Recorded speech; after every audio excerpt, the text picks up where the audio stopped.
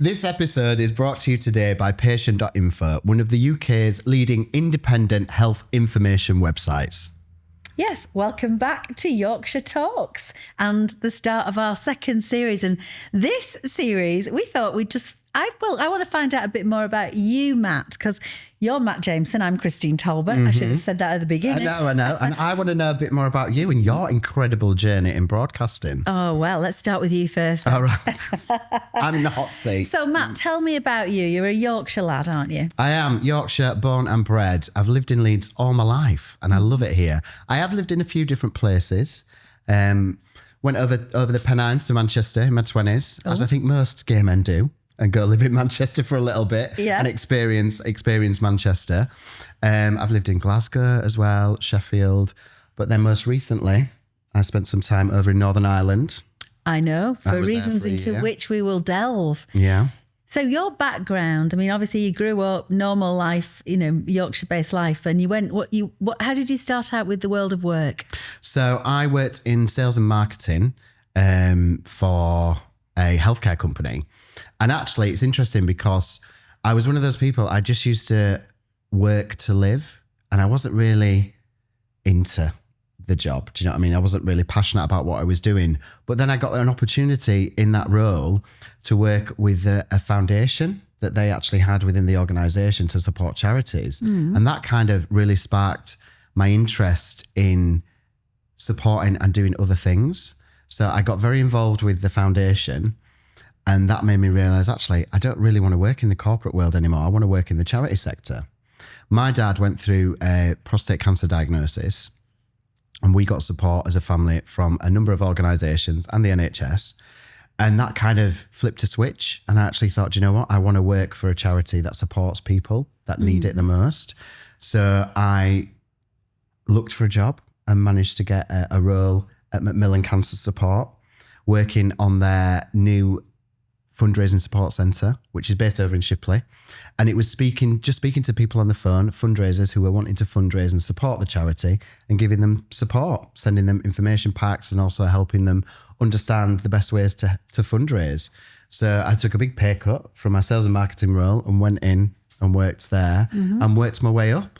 So ended up being a head of regional fundraising by the end of it, which was amazing. And then went and worked for another organisation called Breast Cancer Haven, which is where we met when I was at Macmillan, but also I was very involved in, and you were involved in some of the events. I think I remember you making me do a dance with you, or you were doing a 24-hour dance marathon or something. Yeah. I didn't do that. I did about 10 minutes, didn't I? I know, but you came on and supported it. I did. It was all online as well, wasn't it? Because it was COVID. Which was amazing. And so, my passion.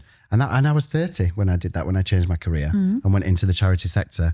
And I love it. And I've been doing that ever since. 13 years now I've been in the charity sector. I run a charity here in Leeds called Out Together, which supports the LGBTQ plus community battling social isolation and loneliness. There's always been that other side to you though, hasn't there, Matt, that you talked about, the performance side to who you are, and which you do so well now because in your new kind of era as a host presenter. But what made you actually decide to actually change your life in that way? Because you went on Married at First Sight, one of the UK's biggest, it's a big international programme, very, very well watched, Channel 4 programme. And you decided to go on and you became part of the first ever gay couple to go on Married at First Sight. Yes, I did. Here in the UK. Why? Why did you decide to do it? How did that come about? Why did I do it? That's the question that everybody asks me. Because I'm stupid. No. It was during COVID, and it was when we first got the Australian version, and it was a massive hit. Everybody was watching it. I remember watching it at home, ringing my mum, because my mum was watching it and we were talking about it. And at the bottom, it came up saying, do you want to apply for the next series of the UK version of the show? Now, I'd seen the UK version previously, and it was very different to the Australian one. It was actually legally got married. There was no coming together of all the couples and dinner parties and everything that we see on the version now. It was very much a social experiment, and you were married and then went off and did your own thing just in that couple. Right. And it was like more of a documentary style where they followed you. So I thought I was applying for that version of it. So I applied. All happened very quickly. You had to fill out an online application, do a little video, sent that off. 3 hours later, got a phone call from a producer. As quick as that? As quick as that. 3 hours later. And that's when I knew.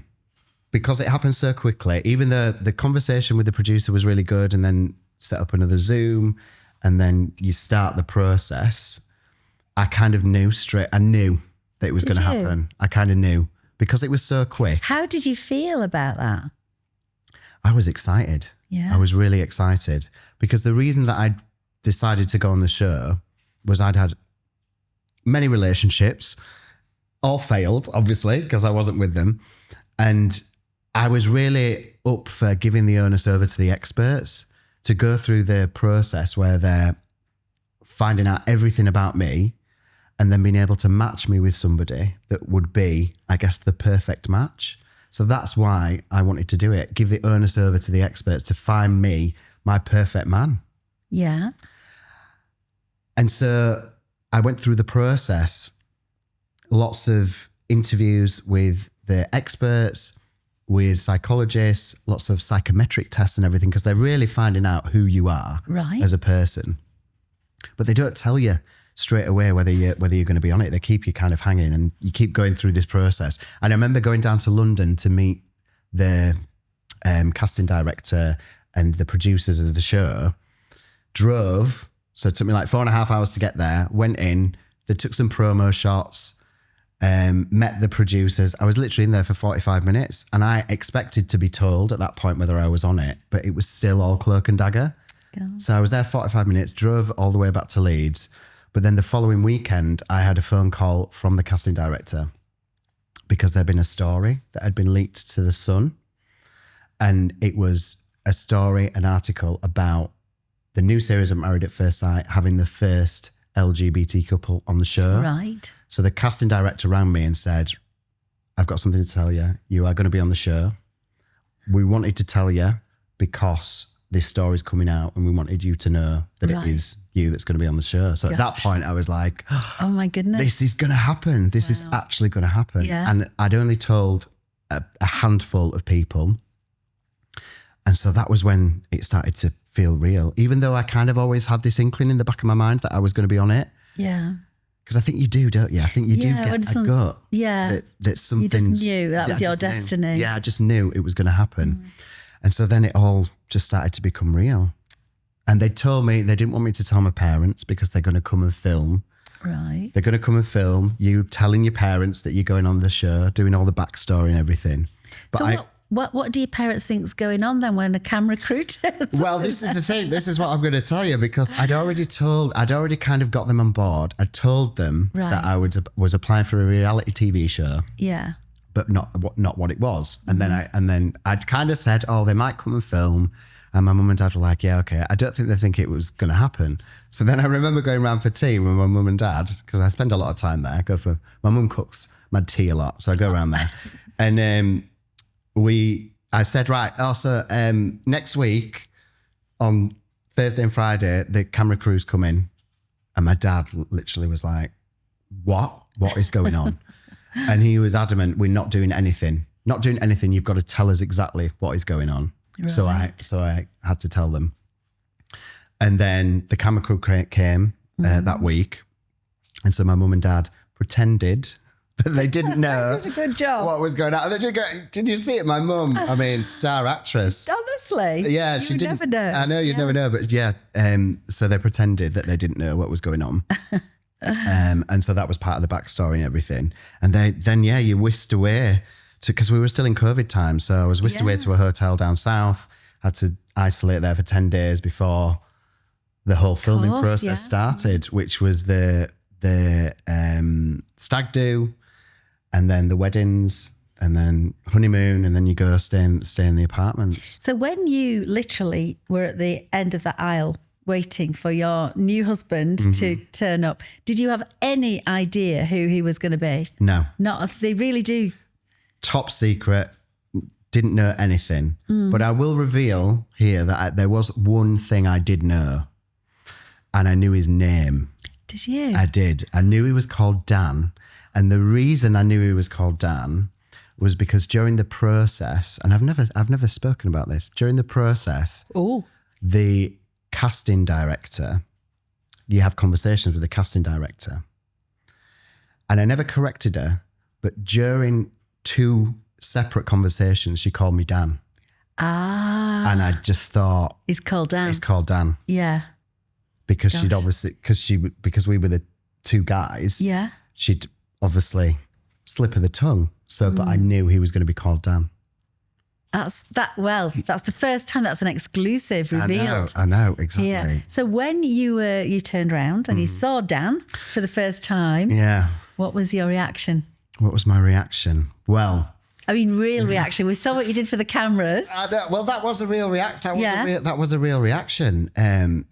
Before I tell you what I thought, I'm just going to tell you what happened after that moment and the wedding, because straight away you're separated and you're taken off after the wedding because they're going to interview you and go, how are you feeling? What's going on? And the producers took me off and they were really concerned.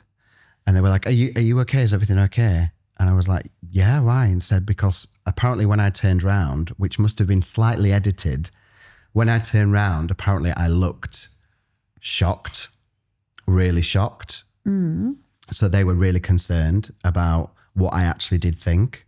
Okay. And what I actually thought was, I was very surprised, and I think I was quite shocked. I'd tried to not have any preconceptions because I thought I'm going into this with my whole heart and I really want to put myself in this process. I'm here for a reason. They've matched me with this person for a reason. But one of the things they ask you during the process is kind of age. What age would you go for? What's kind of your minimum? What's kind of your maximum?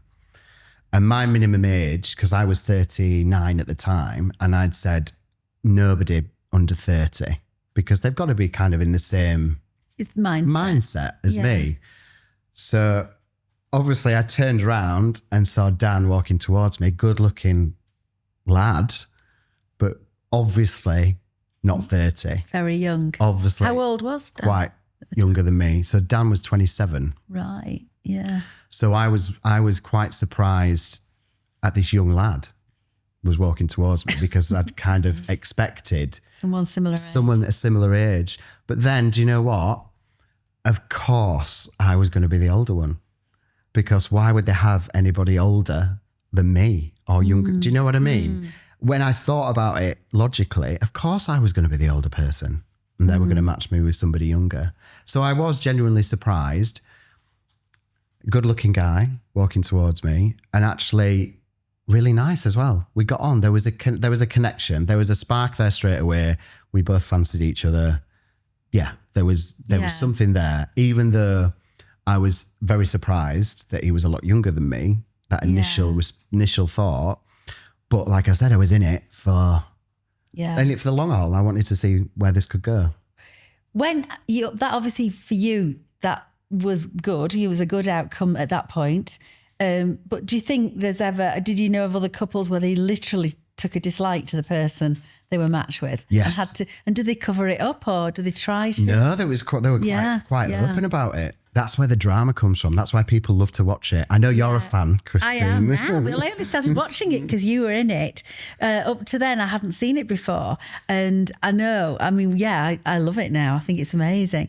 But I sometimes wonder, people go because they think they're going to be matched properly to a person that the experts believe is the right match for them. And I sometimes think, do they deliberately put people together that they know are going to clash, or it's never going to work out? Or I think they do. I think there's an element of that. There's an element of, on paper, this could work, but then having met the people, I think there is.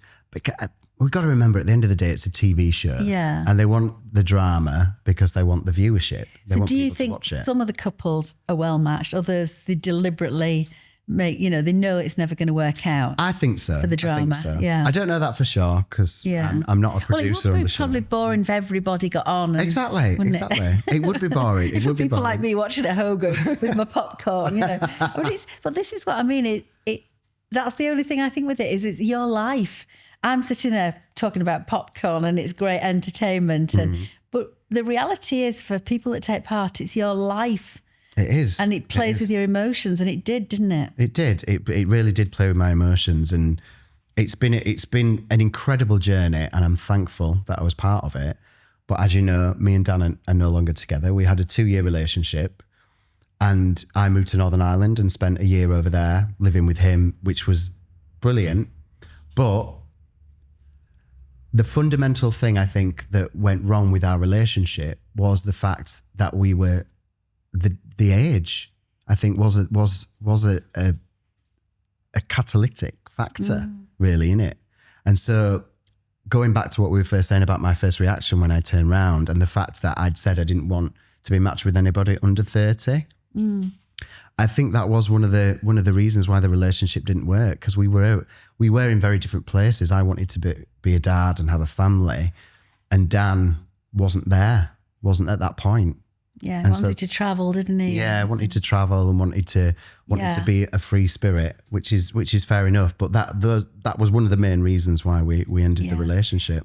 Are you actually not legally married then when you're on that program? No, it's a like a promise, it's like a commitment ceremony, like with a celebrant. I see, but it's not legal. So it's not a legal marriage. So it's not a case of you've got to then untangle all your situation. No. You don't have to get divorced. It's just a promise. But me and Dan were very intertwined. Yeah, obviously, we had a year relationship. I moved over there, so you wanted to. Yeah, it was a really, really hard thing. It was one of the most difficult things I've ever gone through. Was the breakup with Dan. It was really, really hard because I'd kind of put everything into this experience, moved my life for this guy that I was in love with because I fell in love with him. And then to have to admit, I guess, defeat and that it wasn't working, not only for myself and for us and our families around that who had all been so supportive, but there was that added pressure as well from the public because we were so popular, if that's the right word, and people were so warm to us as a couple, and we had a lot of support. And I think that was one of the most difficult things as well, because I felt like I'd let everybody down, not just me. It shows you went into it for the right reasons. And I sometimes wondered, especially as the series goes on, and you get newer people coming in, are they going into it for the right reasons, or are they just there to get their Instagram followers up? And because a lot of relationships don't seem to last beyond the final day of filming, do they? You know, so yeah, they stayed together. They stayed together for the final commitment ceremony, and then the next thing you hear, they're not together. Yeah. You've obviously got to know a lot of the people in that process. Do you think people are going in there not because they really want to find a partner? I think some, yeah. Some, of course, some people are doing that, and it's getting more like that now because it is such a big show. When we did our series, with Series 6 was the first revamp of to make it like the Australian version, which I was told during the process because, as I said, I thought it was the old version that I was going into. And I think now, because it is so popular, and I think people can see the opportunity that they can get from it. Yeah, it's a stepping stone to other things. I mean, I'm so privileged that I've been able to do so many amazing things from it, but that wasn't the main reason that I was there. It was actually to have a relationship and meet somebody, and that's why I put my whole heart and soul into it. What's yours and Dan's relationship like now? So me and Dan don't speak. We don't have any contacts. Right. No, we actually saw each other in November last year. There was a big event in London, a big maths event, and there were lots of people from all the different series. And I hadn't actually seen Dan in about a year or 18 months, I think. I didn't actually know he was going to be there. Right. And it was kind of bittersweet. So we had a really, really nice night, spoke to each other, caught up.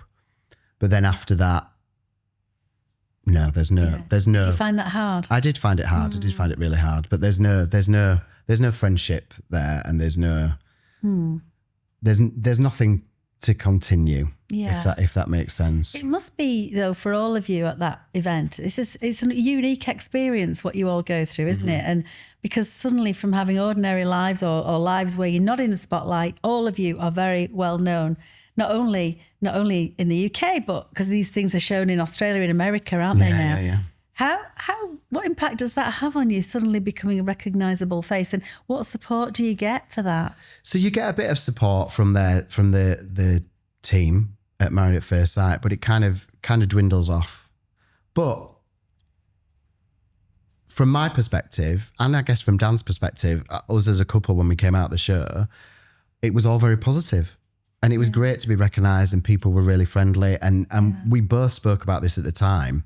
We got so much positive commentary from a lot of people across the country, sending really nice messages about how inspiring it was to see a gay couple on the show for them, but also for their kids as well, and talking about their younger kids that are maybe questioning their sexuality or come out as being part of the LGBTQ plus community, and having that representation and showing it in such a positive way helped them and helped their families as well. Yeah. So that was something that we both felt at the time was just so incredible. And I always felt like we had a responsibility to represent the community in a positive way. And I feel like we both did that.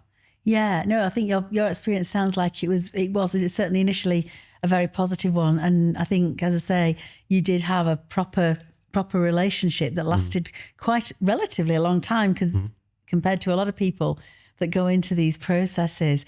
What's the situation with you now? I mean, I know you still want to find that perfect love, don't you? I do. And I still want to be a dad as well. And and that's still definitely something that I want to experience and look into in the near future as well. I'm not getting any younger, Christine, unfortunately. Oh, you're a baby. But I've had 2 relationships since the show. Sadly, the most recent has recently ended, as you know. So yeah, I'm still looking for that Mr. Right, and I'm still hopeful. He's here. I'm still hopeful that he's out there somewhere. Because I am a hopeless romantic. Yeah. And I will dust myself off. I will get back up, and I will put myself out there again when I'm feeling ready. Yeah. Because I believe in love, and I love love, and I think we all deserve that. Yeah. And I'm excited for the future. What an experience. I mean, you can actually look at yourself and think, I did something incredible, different to anybody else, or not, only a few people really have this experience and go through that process, and you've done it. And and it has opened up new doors and new chapters for you, which who knows what's next. And I feel so proud to have been part of that, because it was so positive and had such a positive effect. Yeah. I think there are probably people that have gone through that process that don't feel like that. And I feel sad that they've not had the experience that I've had, because I know that it's been awful for some people that have gone through that process. But for me, it really was a truly unforgettable experience. Yeah. And it's led to us doing this together, Matt. It has. Yes. We might never have been doing this had you not gone down that route. I know. And it's so exciting to be here with you. And Christine, you have had such an incredible career as well. I've only touched in this kind of world, but you've worked in broadcasting and in TV for over 30 years. I mean, it's all, but obviously, it's so weird, because to me it feels like normal life. I've never really known any other career. I mean, I started in my 20s on television, and for 30 years I pretty much did it every day, to the point where it was a quite normal life to me. But I've been very lucky. And for anyone that has no idea who I am, and if you're not in the Yorkshire television region or the ITV Yorkshire region, you may not.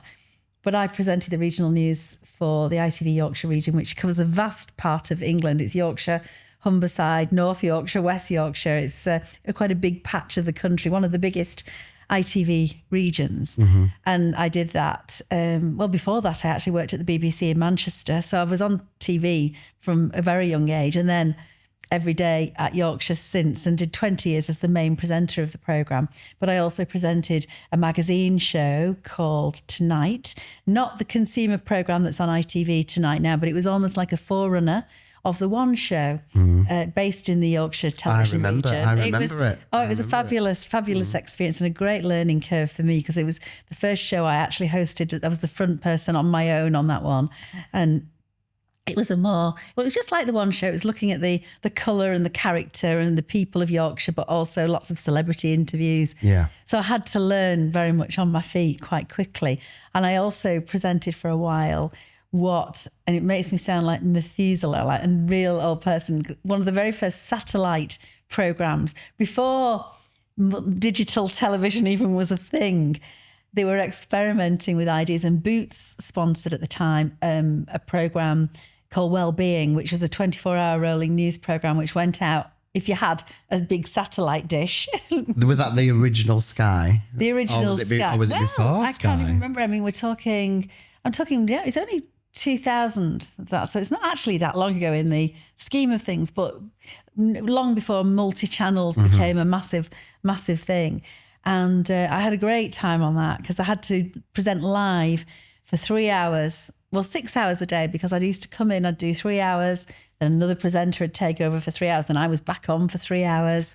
3 hours seems like a long time to be presenting live. It was all health related, very much like the Patient app that is sponsoring this broadcast, but it was on television. It was every possible health matter under the sun, but also fitness, beauty, hair, diet, nutrition. We did just about everything. And so I was so lucky to get to do that program, because it taught me. I mean, you've got to think on your feet. The one thing that used to make us laugh was that we knew that not many people had satellite dishes. So no one was watching, so it didn't matter if we messed up too much. But as a learning curve for me as a presenter, it was fantastic. And then in 2000, when I was working on that program, my predecessor on calendar, Krista, who we'll get on here one day, she went to work for the dark side. She went over to the BBC. I literally got a phone call saying, Christine, what are you doing tonight? I said, well, I'm here, I'm working. Nope, you're the new presenter of Calendar. And that was it. Nowadays, they just gave you the job just like that. Just dropped it on you. The job with no notice. Christine, you're on. Yes. That's how it was then. It was a lot more organic. It wasn't like now where you have to go through so many processes and everything's done. An interview or anything. They were just kids these days going for interviews, they've got to go for so many interviews and presentations they've got to do. It's a very different world. No, I was so lucky. And now I look back and I actually pinch myself. How did that happen? But it was normal then. So from then on, I was the presenter of Calendar, following in the footsteps of very great people like, Richard Whiteley, who was one of the originals, Austin Mitchell, Krista Ackroyd, Marilyn Webb. These were people that I'd grown up and seen for many years. I was doing that job. Oh, incredible. So I did it for a long time until about, 2021, I decided to step down. Right. So, and what brought you to that decision? I know because you've such an incredible career and been part of such an iconic show, and you were recognised everywhere. Oh, I've done so many things. And been so lucky. I've interviewed just about every major figure in the Yorkshire television region, Yorkshire Telly as it was then. It then became ITV Yorkshire. About 2010, I think. I'd have to get my facts right on that. But ITV then took over all the regional programmes, and it became more, we all looked more the same, whereas before that, programmes could look how they wanted, and you could do lots of spin-off programmes, but we were more tied in to the ITV network, which was great as well. It opened a whole new world up, being part of ITV rather than just Yorkshire television. Yeah. And I did lots of other things. But I've interviewed prime ministers, I've interviewed celebrities, I've interviewed people like Lulu and Cliff Richard and oh my God. the Royals. Who's your favourite? I absolutely adored Lulu. She was just amazing. And what I often found was that it was actually the old school guys, people like Cliff Richard, like Lulu, like Gloria Gaynor.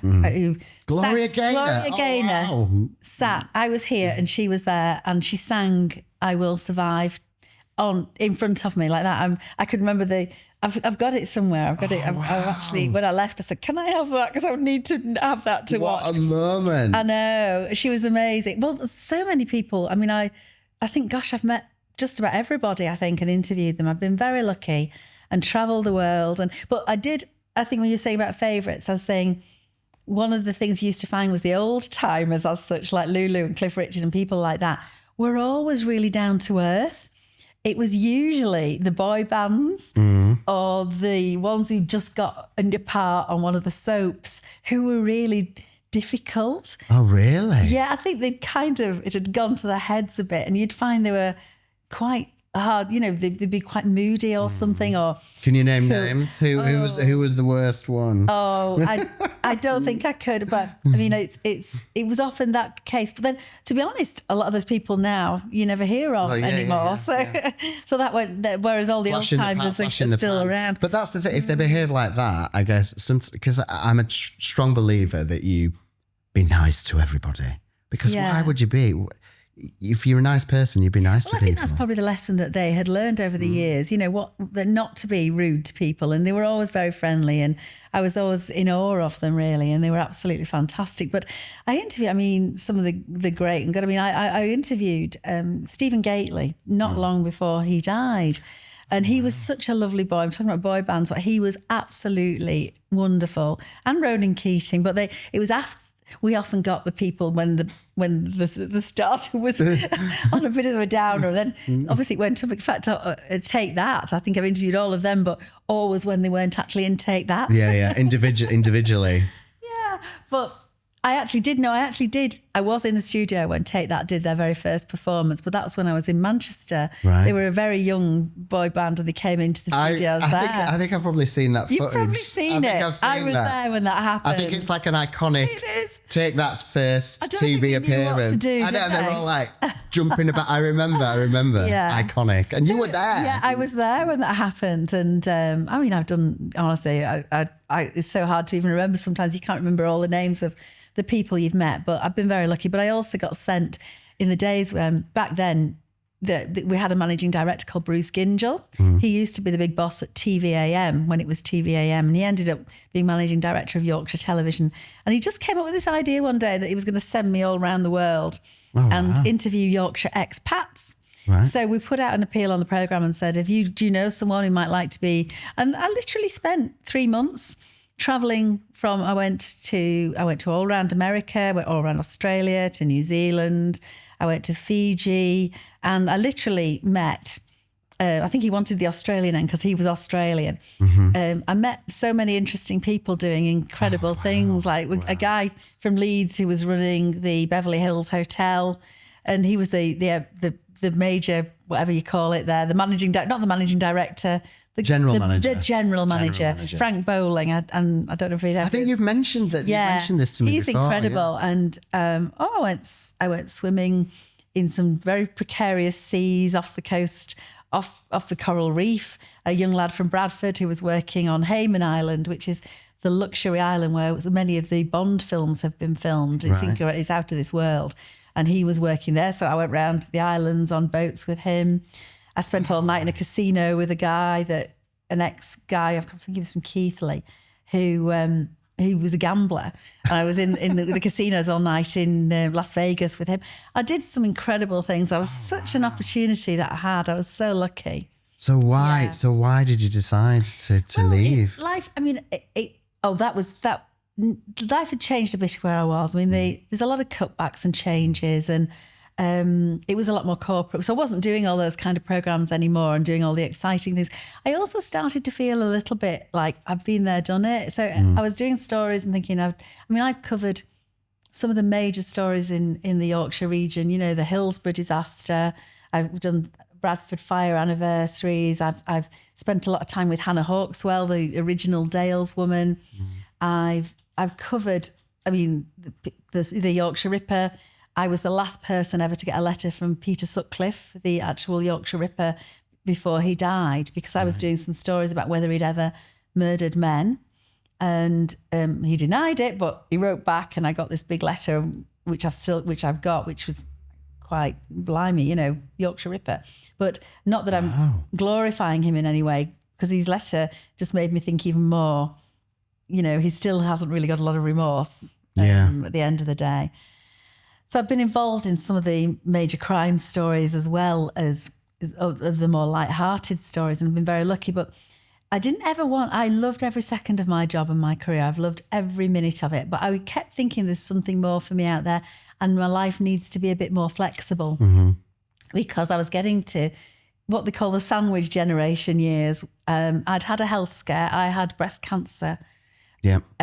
Which I had to have a year out really because it was quite an aggressive breast cancer. I was lucky that it was caught before it had gone anywhere else. I remember when that happened as well. I remember you taking the break. I did. I had nearly a year off, and I had a full eight courses of a very aggressive chemo. I had radiotherapy. I had to have surgery, and just about. But one of the lovely things that happened during that year, the kindness and goodness of people really hit me. Mm-hmm. I was inundated by love from everybody around me, not only my family and my friends, who obviously were always going to be supportive, but the viewers. I've still got sackfuls of letters. It just seemed to have a massive impact. Mm-hmm. And it moved me so much. I just kept thinking people are so kind and so good and so thoughtful. And I wrote back to every single person. Over that year when I was off, I thought, no, I'm going to make sure I write to everyone. And some of those people became friends. Mm-hmm. And among them were other women or going through exactly what I was going through. And I was able to, they reached out to me and I was able to form a bond with them. And some of them were just starting the same process that I was going through. Matt.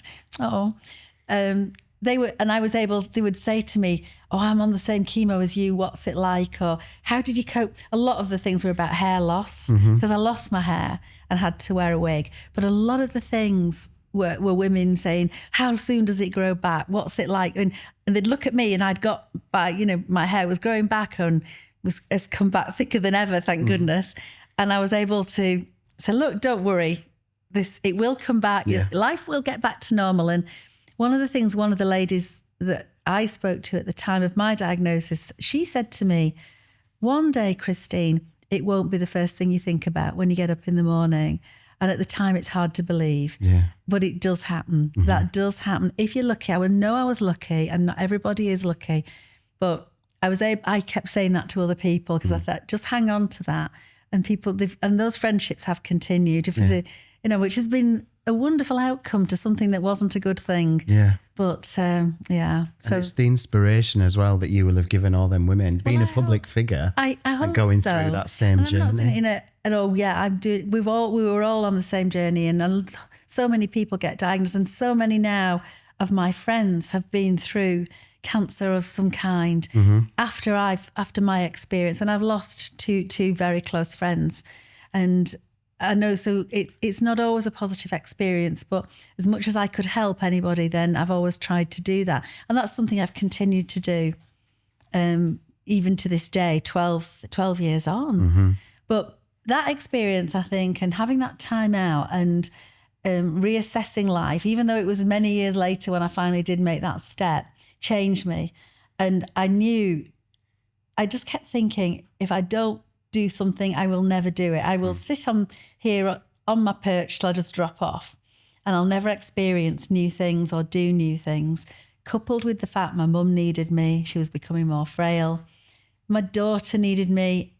She went through a few issues in her life at that time, a few confidence issues. And I just kept thinking, what's life about if I just keep doing the same thing over and over again? I want to try new things. And even though I know it was a big risk, and it has opened new doors and new chapters for me. And I would say to anyone, that little quote that my daughter gave me, the ship is safest in the harbour, but it's not where it's meant to be, really resonates with me. And I thought, no, go for it. Jump, make that leap. I love that. And, life just takes different twists and turns. I've done so many exciting and interesting things, but I've also been more present for my family and my friends, which I've really wanted to do. I won't regret ever thinking, sometimes people will say to me, do you really miss calendar? Yes, I do. Mm-hmm. I miss the news. I still get that buzz when a big news story breaks. Think I need to be in the thick of this reporting. My mind's always in overdrive. I miss the team who I love. They're like my family, but I'm still in touch with them. In fact, I see more of them now socially than I ever did when we were working together because we had no time to talk. It was such a busy newsroom. So, I'm very blessed and very lucky. And that's an incredible story. And I didn't know, I obviously knew you'd gone through the breast cancer, but I didn't know that was something that had changed you. And just the the love that you said that you got from all those people that just reached out and you I will responded to all never of them. forget that. I will never forget that feeling of thinking, my goodness, people are good. No matter how bad people can seem in the world, and we all see a lot of horrible things, people are innately good and kind. Yeah. And it really came out to me during that time and since. And it's really made me see life differently. That's incredible. Yeah. Incredible, Christine. And you're doing so many amazing things now. What else have you got going on? What have we got to look forward to? Because I know you've done a few. It's been because your husband Chris has been involved with some documentary stuff. Yeah, my husband is a detective and was head of West Yorkshire CID. So he's been done a little bit about. He was the person that finally caught Wearside Jack, the guy that derailed, the tapes and letters that derailed the hunt for the Yorkshire Ripper. And Chris had been a young detective on those early cases, and so he's been involved in some filming. There's a documentary out at the moment about his story, which I was also involved in. For me, work-wise, I write a column now in Yorkshire Life magazine, which I love because I love it. I love reading it. It's just me being me and talking about whatever nonsense comes into my head every month. They're the best things. They're the best things, though. But I love writing. I was a journalist on papers before I went into television, and I love getting that back, that ability to just write. Every year I've been doing the celebrity chat shows at the Great Yorkshire Show, which I absolutely love. We're doing this podcast, lots of hosting of events, just some possible TV things coming up, but I can't say any more at the moment. I know you can't, but it's exciting. And I've been talking to some people about playing myself in a feature film. How exciting is that? And you've done that. You've played yourself before. I did. Obviously, the iconic Emmerdale. I was in Emmerdale as myself. Yeah. It was the episode where they were all trapped. And if anyone will remember this, but they were trapped in the cellar of the wool pack, and the wool pack was filling with water because there were huge rainfalls and floods. And I was outside. I filmed all night. It was actually a hot August night, but we had to pretend it was October, in this big coat with a big rain machine on my head, having to stand there and report from the scene and then burst through the police cordon at one point with my cameraman and going, come on, we need to get interviews. It is the most embarrassing run you have ever seen in your life. I'm going, come on, and I run off and my legs are flapping about. I'm gonna have to see this. I remember you being on it because I watch Emmerdale, but I need to remind myself of the running. But you know what the highlight for me of that filming night was? It was a whole new experience for me because obviously television is very fast paced. We're going in the morning, I'm still there, but you don't quite know what you're going to be doing by the end of that day because it all has to be turned around for 6 o'clock that night. In fact, we used to pre-record one of the programmes for one part of the region at 4. So it's a short, fast paced, everything in telly news is done very quickly. Yeah. You're in there, you're in your interviews, you're out, you're editing. But obviously in drama, it was a whole different ballgame. There were people, like one person would carry something to the director, and that person would then carry it to somebody else, and then they'd be touching you up with your makeup. It was such an experience. So there was a lot of downtime. Yeah. And one thing, at 4 o'clock in the morning, I was sitting in what was the Dingall's cottage with all the Dingall family, including Lisa Riley, who's going to be on our new series, Zach Dingall, who's sadly passed away now, and Ma Dingall, and who else? I'm trying to think who else, but we were playing Who Am I? Just to pass the time. They were all in costume. I was there in my big coat with wet hair, and we had the Post-it notes, and we were playing that. And I remember thinking, this is surreal. It wasn't being filmed, but it was just to pass the time. So I look back on, how lucky was I to have all those opportunities, and how lucky am I still to have opportunities ahead. And so, Amazing. Absolutely incredible career that you've had, Christine. There's so much exciting things to come from you. And from me, and from us, and from Yorkshire Talks. Because we have a whole new series coming up. We do. Yeah, and we've got lots of great guests, haven't we, coming up. So I hope everyone will join us for that. Definitely. Thank you so much, Christine, for sharing your story with us today. I think we've probably, I don't know how long this is, but Simon over there is probably thinking, shut up, you've done enough. Exactly. Thank you so much for joining us. And do not forget, Series 2 Yorkshire Talks is coming very, very soon. See you soon. Bye.